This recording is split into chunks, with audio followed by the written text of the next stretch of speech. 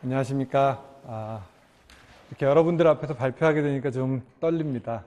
사실 제가 이 분야의 뭐 굉장한 전문가도 아닌데 제가 이런 발표를 하게 된 것은 우리가 이제 IT 시대, 뭐 정보화 시대라고 하는데 많은 병원들이 아주 큰 대형 병원들은 이미 그런 정보화를 선도해 나가고 있지만 많은 병원들이 그런 정보화를 해나갈 수 있는 토대를 가지고 있음에도 불구하고 어디서부터 시작해야 되는지 이런 것들이 좀 막막하기 때문에 시작하지 못하고 있는 병원들이 많이 있을 것 같습니다. 그래서 저희도 뭐 그런 입장에서 좀 해보고 싶었던 것들이 최근에 좀 풀린 그런 거가 있어서 세종병원에서 했던 이야기들을 중심으로 이야기를 좀 풀어보겠습니다.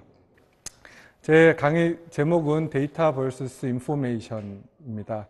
여기에는 그 뒤에 인텔리전스라는 걸 하나 더 넣었는데요. 강의를 준비하면서 보니까 그냥 인포메이션으로만 끝날 건 아닌 것 같고, 우리가 AI 시대 뭐 이런 얘기들 하는데 비즈니스 인텔리전스, 뭐 아티피셜 인텔리전스 이런 인텔리전스의 얘기를 많이 하게 되는데, 그것들이 결국은 데이터, 인포메이션, 인텔리전스로 이어지는 연관성이 있어서 그렇게 제목을 좀 바꿔봤습니다. 네, 지금 보시는 사진은 왼쪽에 있는 거는 브리테니커 백과사전입니다. 과거에 한때 세상에 있는 모든 지식을 다 담고 있다. 이랬던 책이고 17권의 책으로 돼 있고 여기에는 진짜 방대한 수십만 명의 교수들의 노력과 그런 정리의 결과가 여기 다 녹아 있습니다. 브리테니커 백과사전의 용량은 과거에는 17권짜리 어마어마한 큰 오프라인 서적이었지만 지금은 4기가를 담을 수 있는 DVD의 한 장에 다 담깁니다. 엊그제 시작한 5G 시대에는 1초에 20기가의 데이터를 무선으로 전송할 수 있다고 합니다. 그러면 이 세상의 모든 지식이 0.25초, 눈 깜빡하기도 전에 전달되는 그런 시대에 우리가 살고 있는데, 우리 병원들은 어떤 준비가 되어 있는가 한번 생각을 해보게 됩니다.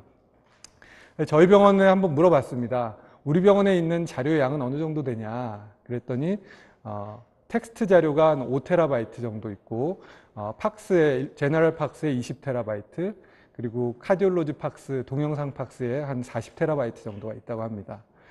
어쩌면 이것들이 다 어마어마한 정보의 그 소스인데 우리가 그걸 활용하지 못하고 있는 건 아닌가 이런 생각을 해봅니다. 그래서 데이터와 인포메이션, 그리고 인텔리전스는 어떻게 다른가? 데이터는 그 자체로 각각의 의미를 가지고 있는 그런 단위들이다라고 이야기를 하고 있고, 정보는 이 단위들을 잘 정리해서 뭔가 의미 있는 뜻을 가지는 자료로 만들었을 때 그것을 정보라고 한다고 합니다. 그리고 이런 정보들을 잘 활용해서 도전적인 새로운 과제를 성취하기 위해 이런 정보들을 활용할 수 있는 능력을 인텔리전스라고 한다고 합니다. 우리가 흔히 얘기하기는 빅데이터, 그 다음에 아티피셜 인텔리전스 이렇게 연결돼서 중간에 인포메이션이라는 부분이 흔히 빠지고 이야기가 되는데, 아마 아티피셜 인텔리전스라는 거는 이런 빅데이터들을 활용해서 스스로 인포메이션화하고 그 인포메이션들을 가지고 예측하는 능력을 발휘하는 것을 아티피셜 인텔리전스라고 하기 때문에 그 안에 인포메이션을 만드는 과정이 생략돼 있어서 아티피셜 인텔리전스는 빅데이터랑 바로 연결돼서 이야기가 되는 것 같습니다. 그러면 우리 병원은 이렇게 많은 자료를 가지고 있는데 어느 정도의 지능을 가지고 있는가? 이 정도의 자료라면 사실은 뭐 먼 나라에 있는 이야기가 아니고 이 정도 자료가 있다면 우리도 충분히 이 자료들을 가지고 인텔리전스를 병원의 호스피탈 인텔리전스를 만들어갈 수 있을 텐데 어느 정도 활용하고 있는가? 우리가 이런 자료들을 이용해서 인텔리전스를 발휘하는 과정을 한번 생각해 보면, 일단 자료를 모읍니다. 전산화되어 있는 자료지만 그 중에 필요한 자료들을 먼저 모으고 그 자료들을 잘 정리해서 거기를 자료를 해석하고 그 다음에 의사결정에 활용합니다. 근데 여기에 얼마 정도의 시간을 쓰는가? 일반적으로 그냥 저희 병원 사례입니다. 저희 병원에서는 이제 자료가 필요하면 전산실에 자료를 요청하고 그 자료를 받아서 인포메이션화 할 수 있도록 알아볼 수 있는 형태로 가공하고 해석하고 그 다음에 도출하는데, 대부분의 시간을 자료의 수집과 정리에 사용하고 그 다음에 나온 자료로는 엑셀 그래프 몇 개 그려보고는 그냥 뭐 이런가 보다 하고 그 다음 급하게 의사결정을 하게 됩니다. 하지만 우리가 잘만 이 데이터들을 정리해서 가지고 있는다면 데이터를 처리하는 데 들어가는 시간을 대폭 줄이고 실제로 우리가 중요한 의사결정을 하는데 더 많은 시간을 쓸 수 있을 거라고 생각합니다.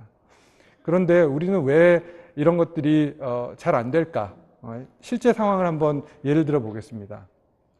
제일 많이 병원에서 하는 얘기가 환자가 줄었는데 왜 줄었지? 한번 원인을 분석해 볼까? 보통 한 3개월 정도 데이터를 뽑아보자 그럽니다. 전산실 자료를 요청하면 하루 정도 지나서 자료를 줍니다. 그래서 엑셀로 그 자료를 좀 정리를 해보고 예를 들자면 뭐 심장내과 환자가 줄어들었다 이런 걸 하는데 한 3일 정도 자료 정리하고 하는데 3일 정도 들어갑니다. 그래 그럼 심장내과 환자가 줄었으면은 이게 과 전체의 문제야 아니면 한두 과장님의 문제야? 진료 과장님한테 대한 자료를 추가해서 달라고 또 요청을 합니다. 그러면 전산실에서는 자주 뽑던 자료가 아니니까 한 이틀 정도 걸려서 줍니다. 근데 해보니까 과장별로는 별 차이가 없습니다. 이러면서 한 1주, 2주 흘러갑니다. 그 다음에 지역 계엄병원의 영향 아닐까? 그러면 환자가 오는 패턴을 주소별로 한번 분석해 볼까?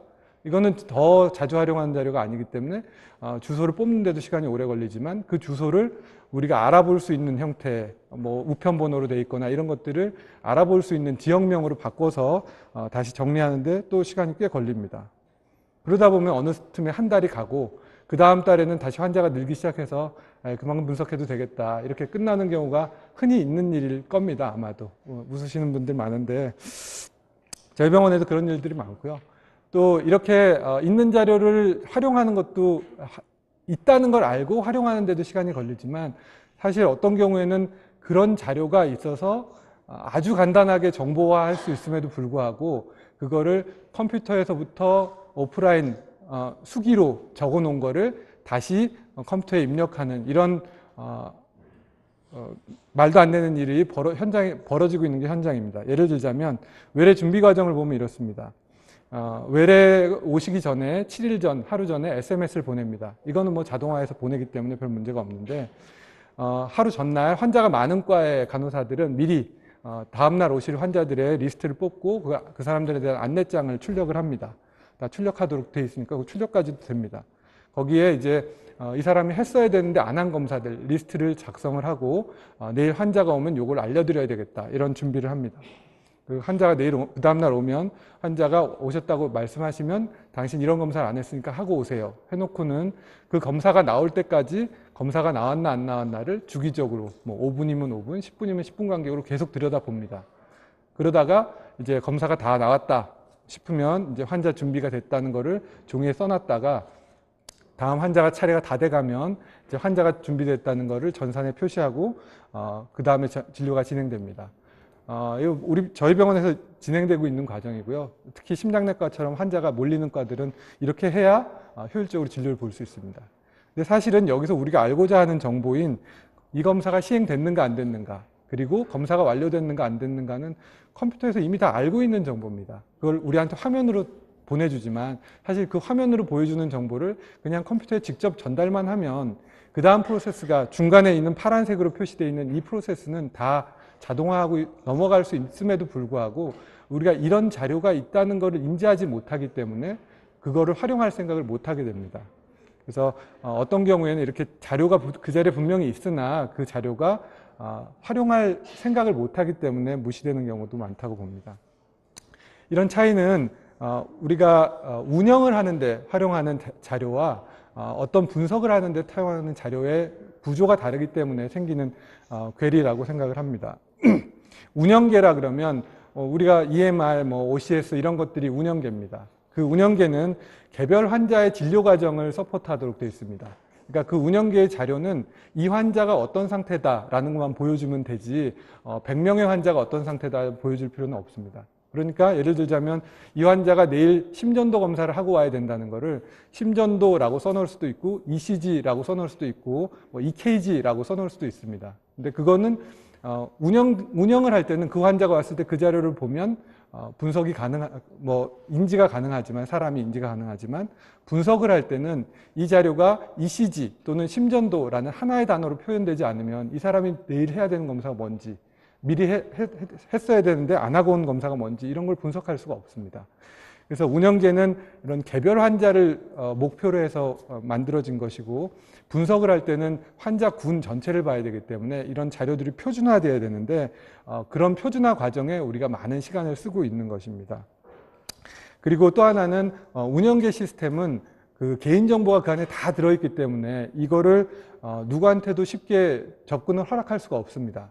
그래서 전산실을 통해서만 자료를 받을 수 있지만, 이런 분석계에는 이 자료들을 다 익명화해서 넣을 수 있기 때문에 조금 더 권한관리만 잘 된다면 더 많은 사람이 쉽게 액세스할 수 있는 그런 툴로 만들 수가 있습니다.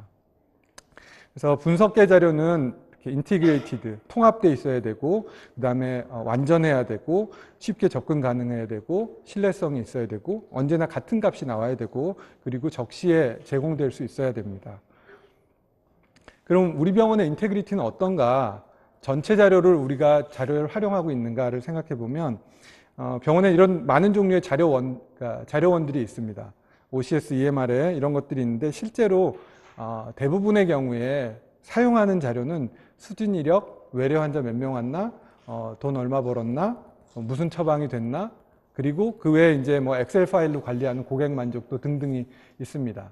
그렇지만 이런 자료를 활용한다고 해도 이 자료가 예를 들자면 추가 수집하는 고객 만족도 조사나 이런 것들은 실제 운영계 시스템에 있는 더 많은 자료와 통합되지 못하기 때문에 자료의 분석이 굉장히 단편적일 수밖에 없습니다.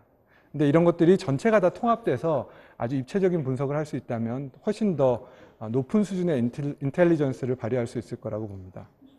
그래서 이런 가공 과정들이 많은 시간을 쏟고 하는데, 그럼 이것들을 어떻게 해결해야 될 것인가? 문제점은 이제 자료를 전처리를 많이 해야 된다는 겁니다. 예를 들자면 남자 여자가 어떤 데는 외래 수진 기록에는 10으로 표시가 돼 있고, 뭐 처방 기록에는 MF로 표시가 돼 있고, 어디엔 남녀로 표시가 돼 있고, 이런 것들이 운영계의 현장이거든요. 이런 것들을 표준화되게 미리 자료를 전처리해서 보관해 놓으면 엑셀로 받는다고 하더라도 엑셀로 다운받으면 바로 분석할 수 있기 때문에 전처리 과정에 드는 30%의 시간을 거의 5% 이렇게 줄일 수 있습니다. 두 번째는 우리가 엑셀로 자료를 내려받는 거는 사실은 내려받는 순간 그 이후의 자료는 반영되지 않습니다. 그렇기 때문에 한 달이 지나고 나면 그간의 분석이 다 무의미해지는 상황이 생기는데, 이런 것들을 해결하기 위해서는 계속 새로 쌓이는 어떤 일정 주기로 매일, 뭐 어떤 매 시간 이렇게 일정 주기로 쌓이도록 해야 될 겁니다.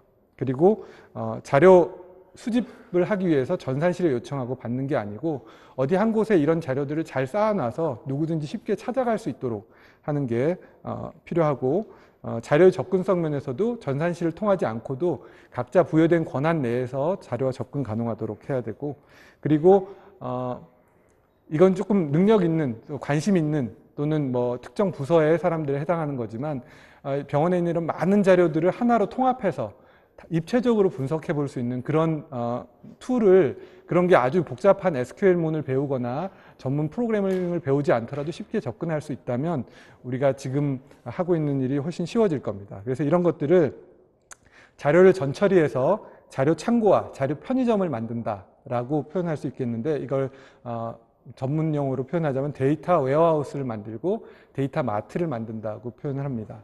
이런 작업을 해놓고 나면 이제 그 다음에는 자료가 쌓였으니까 이 자료를 정보화하고 지능화해야 되는데, 그러기 위해서는 이 자료를 분석할 때 우리가 가지고 있는 틀은 거의 대부분 엑셀밖에 없으실 겁니다. 근데 엑셀에서 그래프를 만들어 보시면 이렇게 그래프 한번 만들어 보고 다른 형태의 그래프를 만들어 보고 하는 것들이 용이해 보이지만, 그 변화되는 그래프 사이에 인터액션을, 예를 들자면 남자 그래프 그려보고 신앙 그래프 그려볼 수 있지만 남자 신앙 그래프 그려보기는 조금 더 어렵습니다. 이런 것들을 좀 더 통합되게 하려면 어쨌건 최신 자료에 접근이 쉬워야 되고, 그 다음에 내가 분석한 결과를 남이 쉽게 볼 수 있어야 되고, 또 부서별로 따로 엑셀로 관리하는 데이터 소스 자체가 엑셀로 관리되는 것들을 공유할 수 있어야 되고, 그 다음에 다양한 분석 요구, 지금 말씀드린 것처럼 이런 다양한 분석 요구에 대응할 수 있어야 되고, 그 대응 결과로 나온 정보들을 이용해서 앞으로 어떻게 될 것 같은데 이런 예측까지 할 수 있다면 금상첨화일 겁니다. 제가 밑에 써놓은 계산식은 1681억 9200만이라는 숫자인데, 이건 뭐냐면 우리가 그 1년간의 자료를, 2년간의 자료를 분석할 때 일별, 월별, 분기별, 연도별 리포트를 만들고 입원 외래 건강검진으로 나누고 신안 구안, 그다음 병원 추진 등등으로 나누고 진료과 지역 나이 성별로 나눠서 리포트를 만들면 1600억 개의 리포트를 만들어야 이런 조합들을 다 커버할 수 있습니다. 불가능한 조합이죠. 그렇기 때문에 우리는 언제나 보면 리포트가 굉장히 정형화된 리포트만 봅니다. 거기에서는 새로운 임프레션을 가지기가 어렵다는 거죠. 저희가 한 거를 예를 들어 보겠습니다.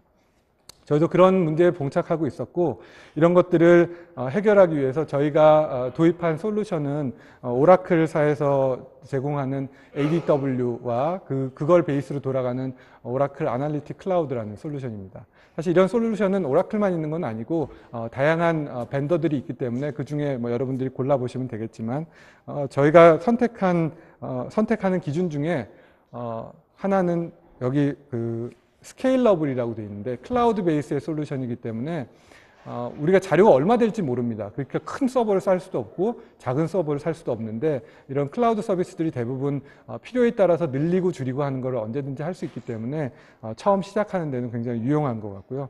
두 번째는 누구든지 언제든지 액세스하게 하려면 병원 전산 시스템 내에 들어와서는 병원의 보안이 깨지기 때문에 그렇게 하기 어렵습니다. 그래서 그런 것들을 클라우드 베이스에서 하도록 하고 그렇지만 이런 것들을 할 때 보안이 유지가 돼야 되니까 권한 관리를 잘 할 수 있어야 되고 이런 것들을 고려해서 선택을 했습니다. 그다음에 아까 나왔던 문제들도 대부분의 경우에 그 클라우드 베이스이기 때문에 해결이 가능하고 또 특히 좀 유용한 기능 중에 하나는 엑셀 시트로 관리하던 이런 자료들을 구글 드라이브에 올려놓으면 이 구글 드라이브에 있는 자료를 실시간으로 읽어올 수 있는 기능이 있습니다. 그러면 각 부서에서 가지고 있는 파편화된 자료들이 하나의 데이터베이스로 모이면서 어마어마한 시너지를 낼 수 있는 근거가 됩니다. 그 다음에 아까 말씀드린 분석이 쉽게 뭐 드래그 앤 드롭 등으로 가능합니다. 제가 잠깐 보여드리겠습니다. 저희가 구성해 놓은 데이터 마트입니다. 각 부서별로 필요로 하는 내용들을 고려해서 데이터 마트를 이렇게 구성을 했고요.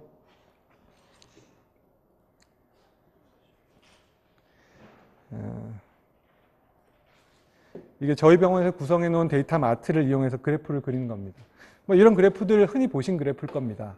근데 여기서 저희가 병원이 두 군데인데 인천과 부천 두 군데인데 인천의 뭐 진료의별 진료 실적은 이렇고 과별은 이런데 부천 것만 한번 따로 떼보고 싶다. 그럼 부천 버튼을 누르면 부천의 과별 분포, 진료 과장별 분포 이런 게 나오고 또 외래만 좀 분석해서 보고 싶다.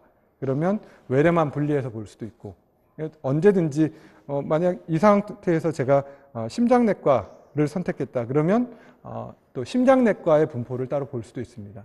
그래서 우리가 리포트를 미리 만들어 놓는 것이 아니고 그때그때 첫 번째 인포메이션으로부터 그 다음 인포메이션을 찾아가는 과정이 굉장히 쉽다는 거죠. 지역별 분포도 우리가 그냥 글자로 보는 지역별 분포 이런 것들을 봐서는 쉽게 느낌이 잘 안 오지만 지도상의 그 환자군들의 분포를 보면 여기 보시면 이게 저희 병원 분포인데 여기가 계양구, 그 다음에 이게 부평구, 여기가 소사구입니다. 사실은 소사구가 저희 병원이 위치하는 곳인데 소사구보다 이 옆에 있는 시흥구의 환자가 더 많다는 것을 알 수 있습니다. 근데 이거를 그냥 글자로 봐서는 이 둘 사이의 분포가 어떻게 되는지 이런 걸 알 수 없는데 지도상에 표현하기도 편하고요. 이것도 마찬가지로 제가 뭐 외래 환자만 보고 싶다면 외래 환자만, 입원 환자만 보고 싶다면 입원 환자만 이렇게 볼 수도 있고 국제 환자도 저희가 보고 있는데 국제 환자도 역시 마찬가지로 지역별 분포를 가지고 뭐 러시아 환자를 분석해 보고 싶으면 러시아 환자를 누르면 이 러시아 환자들의 과별 환자 분포 이런 것들이 보이고 뭐 몽고 환자를 보고 싶으면 몽고 환자가 이렇게 보입니다. 그리고 마지막은 환자 예측인데요.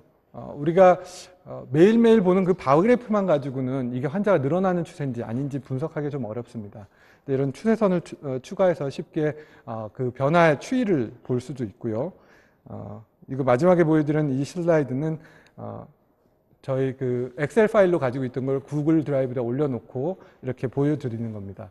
구글 드라이브에 올려놓은 자료도 언제든지 업데이트가 되면 이 데이터베이스 자료처럼 바로바로 이 그래프에 반영되기 때문에 그달의 결과를 바로 분석해서 볼 수가 있습니다. 이런 것들을 만드는 과정이 너무 간단합니다. 그냥 여기 있는 걸 드래그 앤 드롭만 하면 쉽게 만들어낼 수 있는데요. 예를 들자면 뭐 병원별 환자 수를 보고 싶다고 하면 이렇게 끌어놓기만 하면 바로 병원별 환자 수가 보이는 이런 형태고요.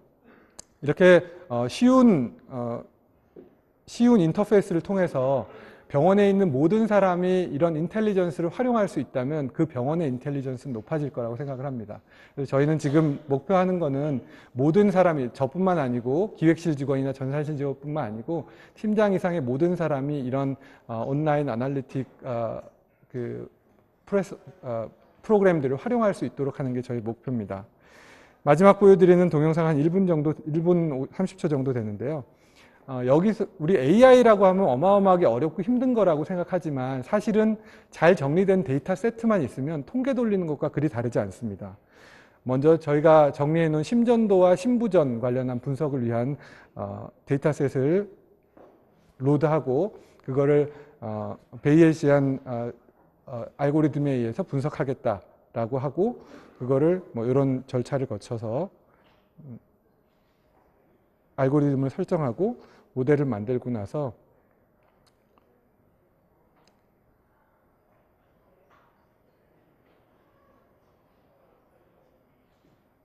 그 모델이 얼마나 잘 만들어졌는지를 테스트해 봅니다.